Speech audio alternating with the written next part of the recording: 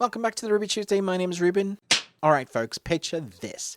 You're scrolling Netflix on a quiet evening. You hover over a title that sounds like a postcard you once sent to your cousin from Barcelona, and suddenly you're in People We Meet on Vacation, a romantic comedy that actually feels like a vacation in movie form. This isn't just rom-com noise with cliches slapped on.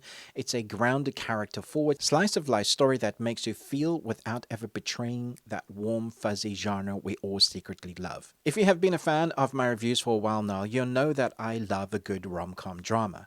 But the bar has been set above the droves of rom-coms that are pumped out on all our streaming services. So does this meet a better standard of film, or is this something you can just put on in the background?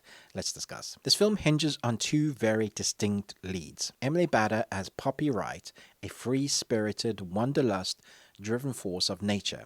She's the kind of character who eats spontaneously for breakfast and packs extra socks for existential crises. Tom Blyth as Alex Nilsson is the lovable sort of straight man to Poppy's chaos, a quieter, reflective soul who appreciates routines, books, and maybe just a little peace. This opposite attracts trope could have easily been a paint-by-the-numbers rom-com, but the casting feels spot on here. Stellar chemistry that feels lived in, not staged. The support roster includes names like Jamila Jamil, Lucas Cage, Alan Ruck, and Molly Shannon. They add delightful texture, balancing humor, warmth, and just enough dramatic grounding to keep us from feeling like, that one long Instagram reel away from being an Instagram reel. On paper, this sounds like a typical Friends to maybe more romance, but what sets this movie apart is how it leans fully into the romantic comedy mixture with introspection. Not unlike a mashup of Before Sunrise and Love Actually vibes, but filtered through a 2026 Netflix lens. It's that sort of movie. Rather than falling into predictable plot beats, the screenplay by Yulin, Amos, and Nanzinho allows the characters the space to breathe and evolve. We get to experience not just if they're right for each other, but why and how they impact each other, which as a romantic nerd is where the real payoff lives. Crafted by director Brett Haley, this feels like a vacation you didn't know you needed. Breezy, sincere, and occasionally contemplative. Visually, the film leans into some of the travel motif without gaslighting us into glossy overproduction. You feel the textures of each place, from cozy cafes to open boulevards, because the cinematography keeps it real and relatable for the most part. Mostly. At first glance, you may wonder to yourself, and by yourself I mean you're a 46-year-old middle-aged man with asthma trying to shift his belly, how can this be relatable to me? My brain still thinks I'm young, anyway. But two young people jet-setting across the globe feels very unrealistic. I'm not there in my life.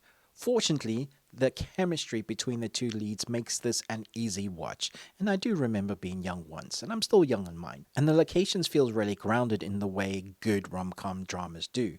The visual aesthetics accompany these feelings well, so even at my age, I really appreciated this film because the characters feel so real, the setting makes this easy to watch, and the vibes check all those kind of rom-com vibes that you need. If you've ever felt a tinge of longing when vacation ends, this movie gets that. It uses that space, not just as a backdrop, but as emotional punctuation. I love when a rom-com score doesn't just decorate a scene, but elevates it, and this one manages that with classic cues that feel both timeless and tailored to the Emily Henry universe. Without spoiling any track names, there's an underlining musical rhythm here that bridges introspective moments with big-hearted beats, much like the balance between these two characters. If a rom-com soundtrack were a playlist you'd add to your good mood rotation, this one absolutely earns a spot there. I found myself smiling and giggling throughout the film, more than I thought I would, and the score and the soundtrack are a really big reason for that. It just elevates the whole tone of the movie. This isn't just about two people flirting, it's about real friendship that hurt, heal, and transform.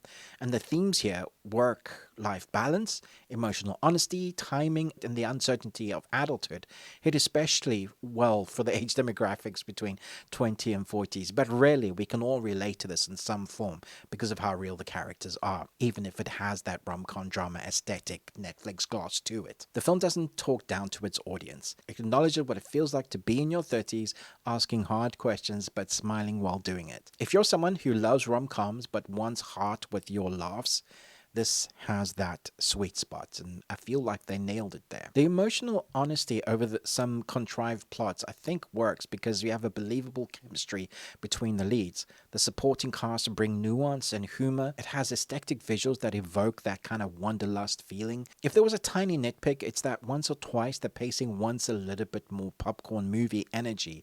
But honestly, that restraint is part of the charm as well. People We Meet on Vacation is one of those rare modern rom-coms that feels like a comfort film and a smart romance at the same time. So let's talk Nick Cages. This gets 4 Nicolas Cages out of 5.